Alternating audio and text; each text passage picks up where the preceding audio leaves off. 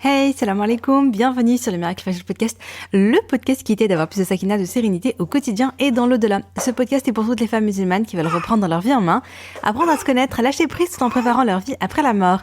Je suis Oumaima, auteur du livre Ton dernier regard et si le jour de ta mort devenait le plus beau jour de ta vie, dans lequel je raconte l'histoire inspirante de ma maman, ma chère Oumi, qu'Allah nous réunisse au paradis auprès d'elle, qu'Allah lui fasse miséricorde, et donc surtout de sa magnifique mort. Tu peux d'ailleurs télécharger un extrait de mon livre via le lien en description.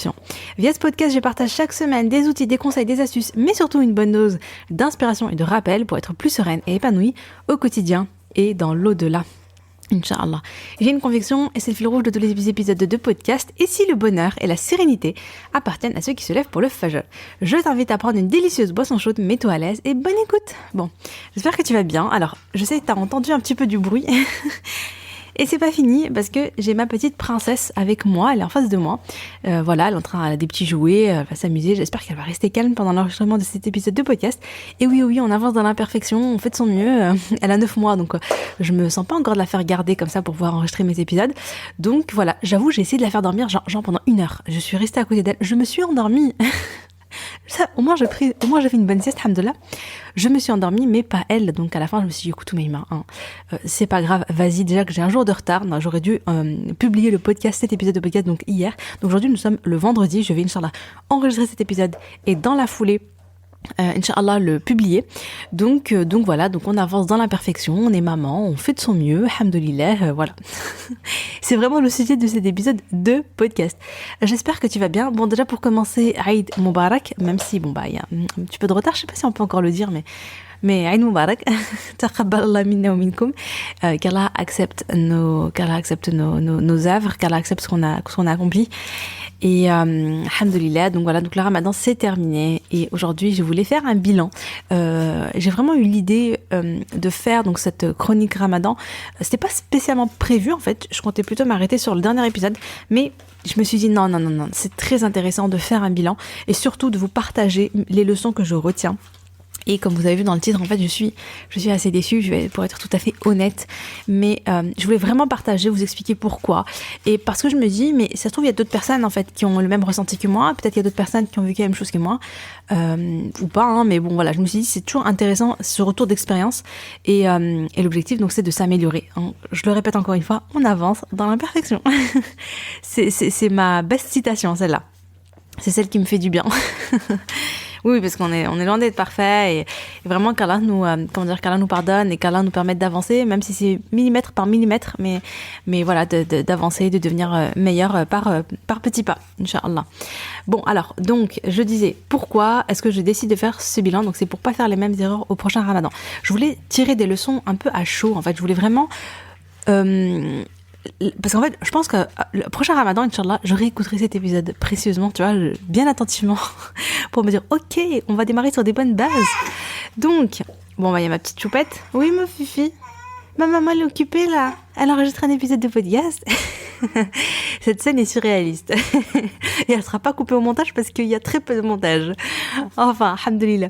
Donc, je disais, je voulais vraiment faire une espèce de leçon à chaud, me rappeler donc de qu'est-ce qui va pas, histoire de ne pas refaire les mêmes erreurs et histoire de partir sur de bons pieds, Inch'Allah. Donc, une des raisons également, c'est que avec mes épisodes, en enregistrant mes épisodes de podcast, en m'écoutant pendant ce mois de Ramadan, avec mes fameuses chroniques Ramadan, qui, machallah, ils ont été quand même pas mal suivies, et ça, j'en suis absolument ravie. Bon, petite pause, je vais prendre ma choupette et je reviens immédiatement, Inch'Allah. Bismillah, reprenons tranquillement. Donc, je disais, en fait, à force d'écouter mes podcasts, notamment pendant ce mois de Ramadan, machallah, avec les chroniques Ramadan, en écoutant mes rappels, les hadiths que je partageais, etc., parce que j'essayais un petit peu de vous motiver, vous avez peut-être eu l'impression que moi, machallah, j'appliquais tout à la lettre, que moi j'étais au top, etc., que j'étais vraiment machallah. En fait, non, tu vois, je suis imparfaite, et d'ailleurs, je tiens à le rappeler, tous les rappels que je fais, à travers mes podcasts, ce sont des choses, en fait, ce sont des rappels que je me fais à moi-même. C'est-à-dire qu'il y a des choses, je vais vous parler, moi-même, je ne l'ai pas atteint, mais je l'espère, en fait, je fais des du'as avec Allah, donc on a tous besoin de rappels, et donc en fait, c'est un rappel que je me fais à moi-même, la première, toujours. Et donc voilà, donc j'ai pas du tout une position finalement supérieure à toi, en mode, voilà, je vais te partager, tu vois, genre, tout ce que moi je fais, tout ce que moi j'applique, etc. Tu vois, il y a pas une truc de moi, je suis en haut et je suis en train de délivrer mon savoir. loin de là. En plus, j'ai tellement peu de savoir. Voilà, tu vois, franchement, je suis personne. Au contraire, sincèrement, je suis vraiment humble et je sais que parmi ceux qui m'écoutent, machallah, il y a des personnes, mais vraiment, mais machallah, hyper inspirantes et qui font mais tellement plus que moi et qui adorent Allah d'une manière tellement, tellement belle, en fait. Et moi, moi, au contraire, j'ai une position vraiment très, très basse dans le sens où vraiment d'humilité, hein, parce que ce sont des rappels dont moi j'ai besoin, en fait, et je l'ai fait pour moi d'abord. Donc, c'était important de dire. Donc c'était important pour moi de rappeler ça et de rappeler donc en fait que en réalité, enfin dans la réalité, voilà, ok, il y a des choses, alhamdoulilah, mais il y a aussi beaucoup d'autres choses sur lesquelles il faut vraiment que je travaille et que ça va pas du tout. Donc voilà, mais on avance dans l'imperfection et c'est aussi ça le message, c'est de dire ok, on est imparfait, moi je suis imparfaite, je vais vous expliquer un petit peu pourquoi là dans cet épisode, mais c'est aussi histoire de dire mais c'est pas grave en fait, dans le sens restons humbles, faisons des doigts, demandons à Allah subhanahu wa ta'ala de nous aider et avançons dans l'imperfection. En fait, finalement, c'est ok, tu vois, juste faut qu'on avance quand même. En fait, faut qu'on continue d'avancer quand même.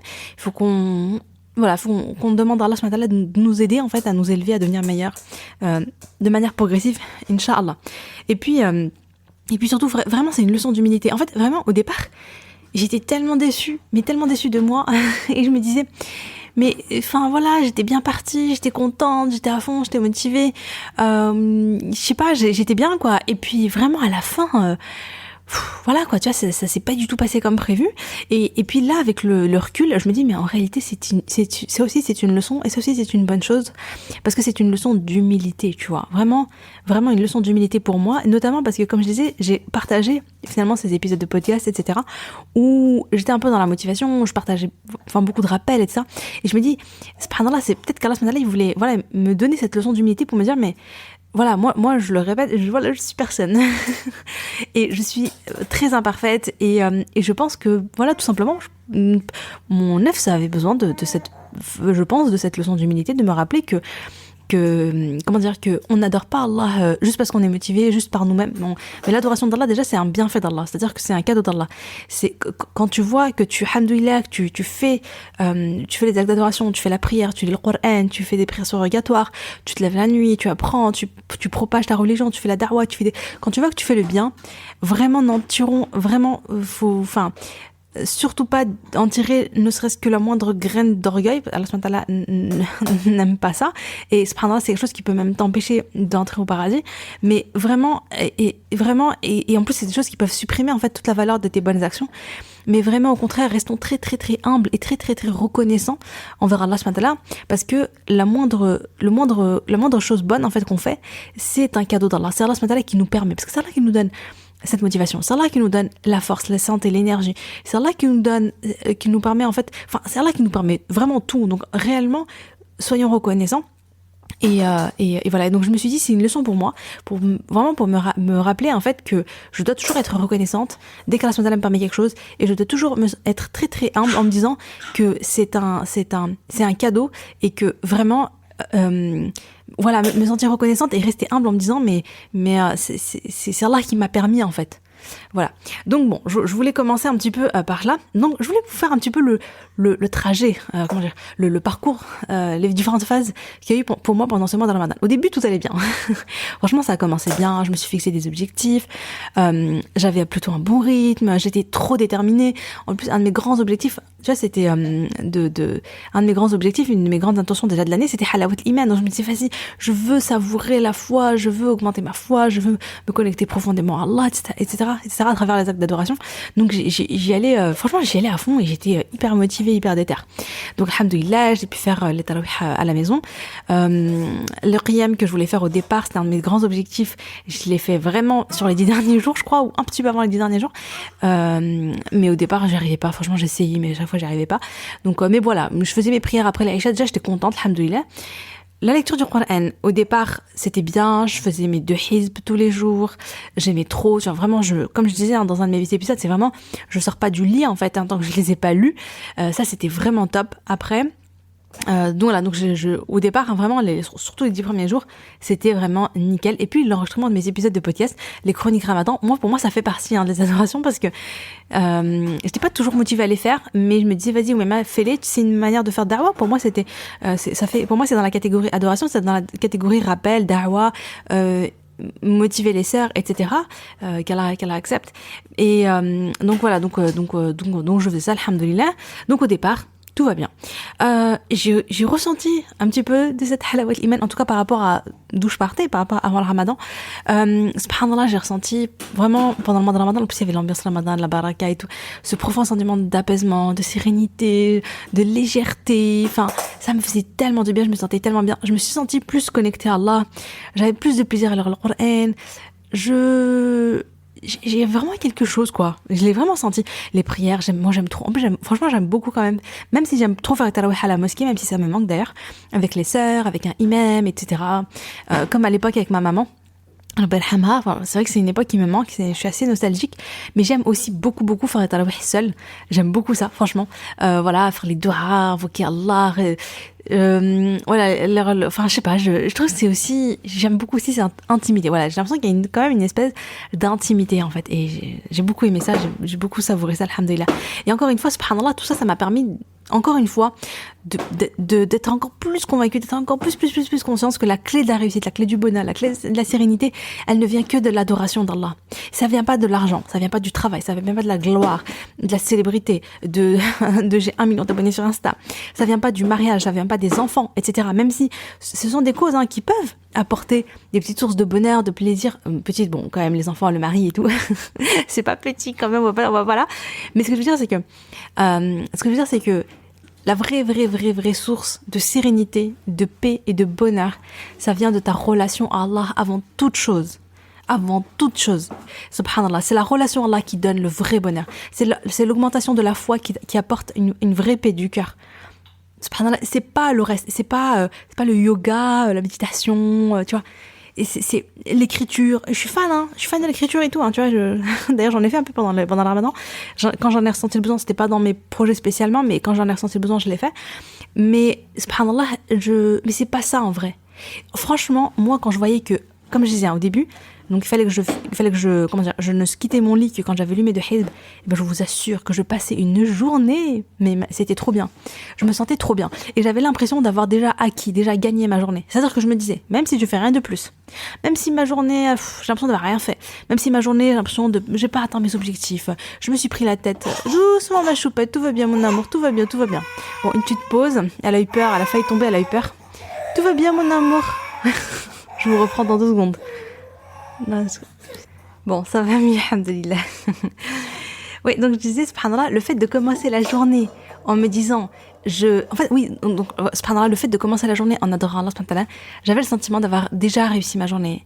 Et du coup, même si tout s'est passé pas comme prévu, j'avais pas atteint mes objectifs, le reste, j'avais pas bossé dans mes projets, je m'étais un peu pris la tête avec telle ou telle personne, ou je sais pas, mais en réalité, je m'endormais quand même apaisée, en fait, en me disant, ouais, mais alhamdoulilah, tu vois, j'ai lu mon Coran, j'ai eu ce sentiment de proximité avec Allah, j'ai eu ce rappel. En plus, franchement, vraiment le Coran. Alors certes, c'est vrai que moi, je dis beaucoup en avançant dans la perfection.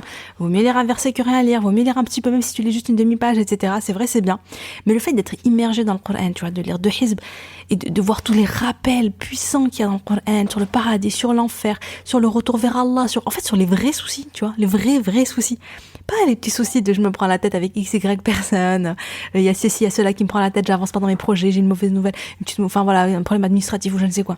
Tu vois, tout ça, en fait, quand tu as en tête les vrais soucis, les plus petits prennent en légèreté, en fait, tu vois.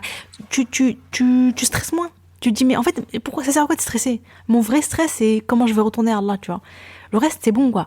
Et donc, je trouve que quand t'es immergé dans le Coran, dans la prière, etc., tu relativises énormément, tu prends beaucoup de recul sur les problèmes dans ta vie, etc. Et ça, j'ai trop aimé cette expérience-là. Et donc, ça m'a encore plus motivée. Franchement, ça m'a vraiment motivée à renforcer ma routine du Fajr, ma routine du Isha autour de l'adoration. Donc, il y a le fameux Miracle Fajr routine. Mais il y a aussi le fameux Miracle Isha routine. J'en parle pas souvent, tu vois.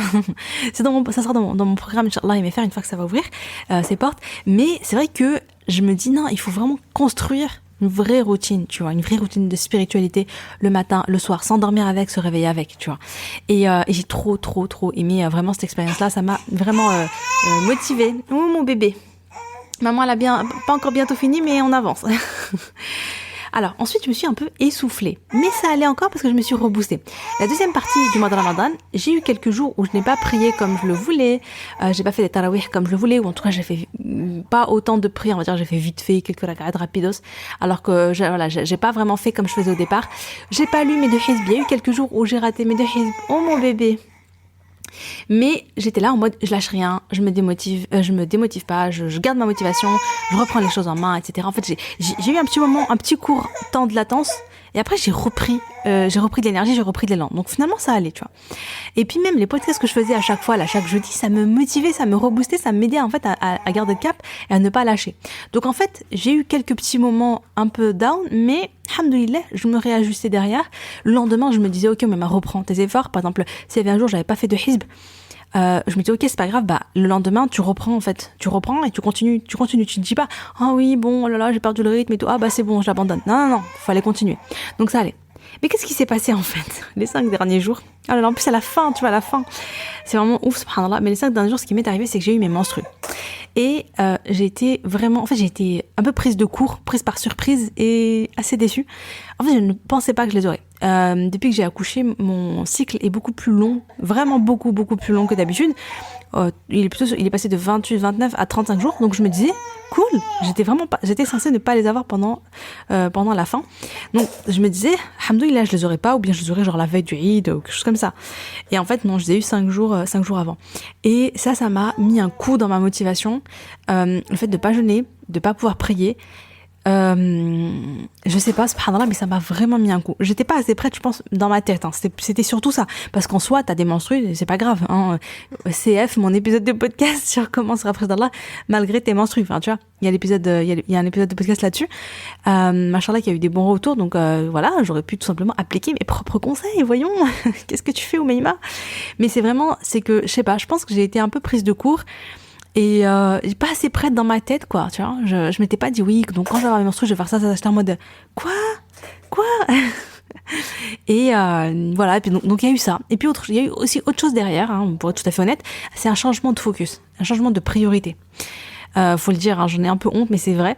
C'est l'Eid qui approchait, et moi qui me mets à préparer en fait le Eid, etc. Parce que aujourd'hui, ma grande fille, Laïa, elle commence à être grande, elle a 4 ans et demi. J'ai vraiment envie de marquer le coup. En plus, elle voilà, à l'école, entre Noël, les anniversaires et tout, on martèle ça, en fait. Elle a vraiment une vision de Noël.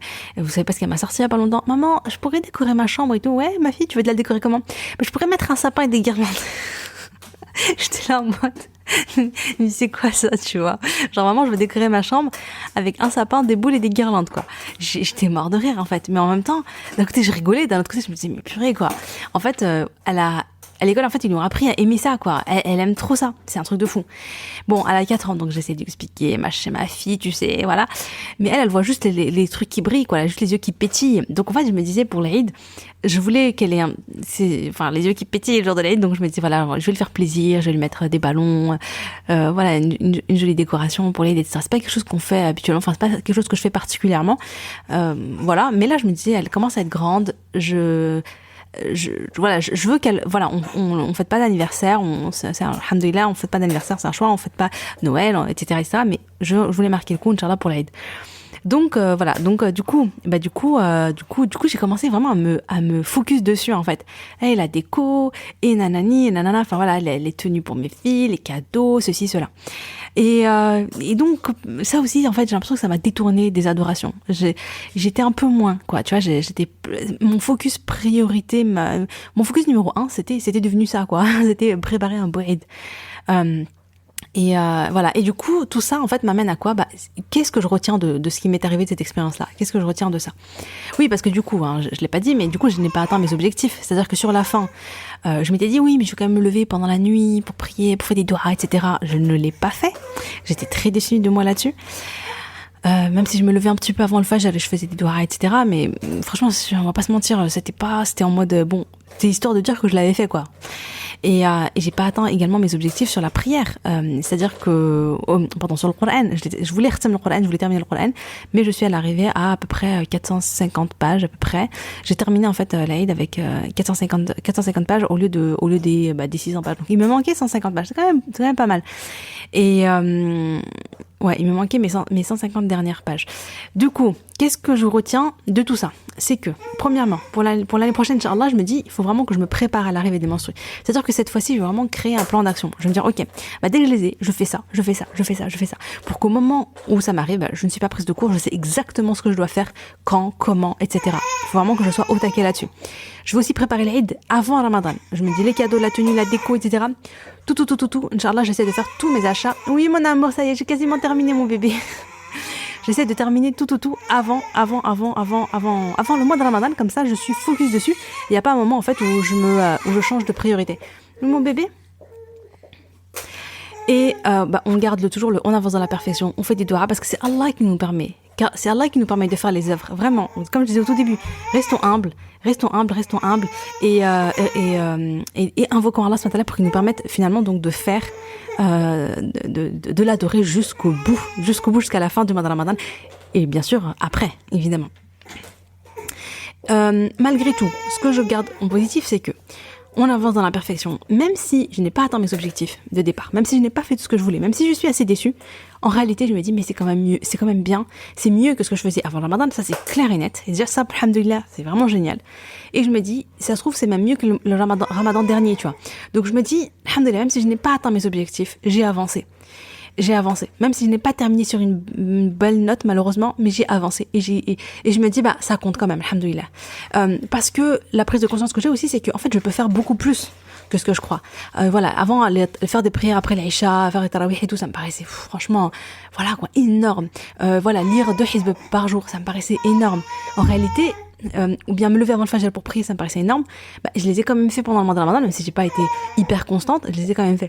Donc je me dis, même si je ne continue pas au même rythme, je vais pas faire les tarawih après chaque Isha et je vais pas faire 2 hizb par jour, mais je me dis, je vais quand même faire beaucoup plus que ce que je faisais avant. Et je vais les mettre, Inch'Allah, d'ailleurs, dans ma routine du Fajr et ma routine du Isha, Inch'Allah. Donc vraiment, aujourd'hui, le challenge, c'est de continuer les efforts, pas à pas, progressivement. Continuer. Garder l'élan, utiliser cet élan, en fait, pour continuer d'avancer sur cette lancée, Inch'Allah. Vraiment, j'ai trop aimé cette expérience de commencer la journée avec le Coran et la terminer avec le Qiyam. Je trouvais ça, c'était magnifique, en fait, vraiment magnifique. Ça m'a fait beaucoup de bien. Et on va continuer de garder ça, Inch'Allah. Et surtout, de ne pas reprendre les mauvaises habitudes qui étaient là avant le mois de Ramadan. Donc voilà, donc c'était un peu mon expérience. Je sais pas ce que t'en as pensé. Franchement, en toute humilité, en toute transparence, hein, là pour le coup. Bon, il y a eu ma fille à côté. J'espère aussi que ça n'a pas trop embêté, mais bon, alhamdoulilah. Voilà, bah écoute, je suis ravie. Et je te dis à jeudi prochain, Inch'Allah. Moi, je file m'occuper de ma choupette.